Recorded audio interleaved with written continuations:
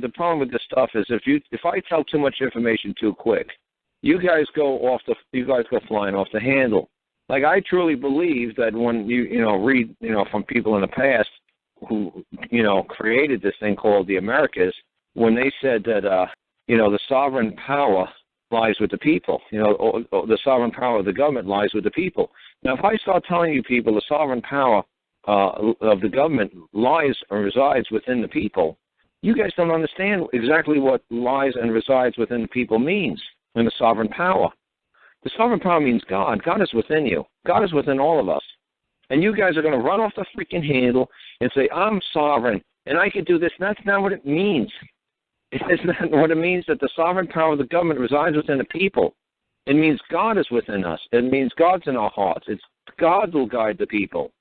We don't need a piece of paper to guide us. We don't need a king. We've got it. We've got it figured out. We've got this. But if I said, look, the sovereign power of the government resides within the people. You people are going to say, see, we're sovereign. No, I didn't say we're sovereign. I said the sovereign power of the government resides within the people. It's in you. You feel, when you're doing, like I got all these freaking dogs, man, and cats. They know when they're doing wrong. They look at me, and I look at them, and they put their tail, you know what you're doing. You know what you're doing. You know it's wrong. I didn't have to read a book. And this is what I try to explain to people all the time about common law, basic law. I said, look, all these, when the judge or whatever gives us crap, he said, look, is this a statute law? Is this a code? Is this administrative policy? Yes, this isn't law. This isn't basic law. And I say, yes, it is. It's like, well, look, statutes and codes and administrative policies, they could be amended. They could be redacted. They could be modified. Orders could be overturned. But law can't change. The law stays the same for my generation, my children's generation, caveman's generation. It stays the same. The law applies to my dog. It applies to caveman. It's going to apply for all time. You can't modify it, change it, amend it, alter it, or overturn it. The law, the true law, isn't written. And this is what I try to say to people. When it's like, say, Black's law, or like when it's written in black, that's written by man. When God is supposed to be light and all white, it's unwritten. How could God's law be written? Because God would write in white, and on white paper, how are you going to see it? It's unwritten. You can't see the common law. You know it. It's inside of you. It's there. And this is what I'm saying. It just drives me nuts because you guys are saying, Carl, where can I read about the common law? Every single law book, every single legal law book tells you it's unwritten. They're telling you there's a sovereign power in you. They're saying the stuff you see written in black, that's man's law. That's not God's law. That's not real law.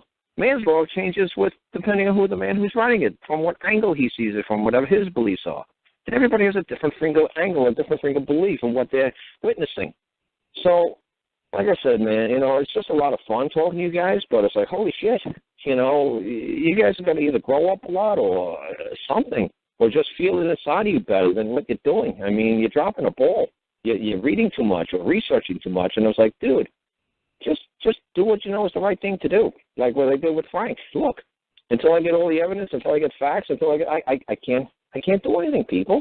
And everybody was bugging me for months. And I said, I'm fucking done doing these shows, because all I'm going to do is get the same damn questions. What were you going to do for Frank? I said, not a damn bloody fucking thing until I see what's going on. And they said, well, we're going to get kids out of foster care. So absolutely not. Because if this kid is freaking lying, let him sit in foster care a little bit and let him think about it. Let him think about the repercussions of opening up your mouth and talking about private issues about your family, or talk about the private stuff into the public, exposing the public to this nonsense. See the repercussions you're going to get. See if you're ever going to come home. Maybe you'll learn next time to keep your mouth shut and don't lie. Or maybe if you have an internal family problem, bring it to the family and let us handle it. Well, obviously, she didn't have a family problem. She didn't have any problems, thank God. But it would have been nice if she let us handle it, as a family instead of bringing it out to the public.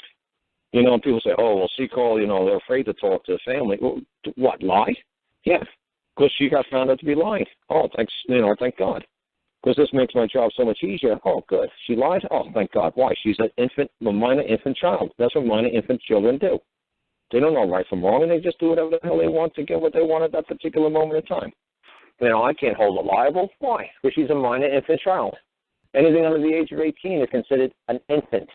So she's a minor infant child. I'm not going to hold her liable. She did what she did. Why? But that's what God made her. God made her a minor infant child. God made a dog, a snake, a snake. She's a minor infant child. That's what minor infant childs do. And that's where you don't arrest somebody based on a word of a minor infant child.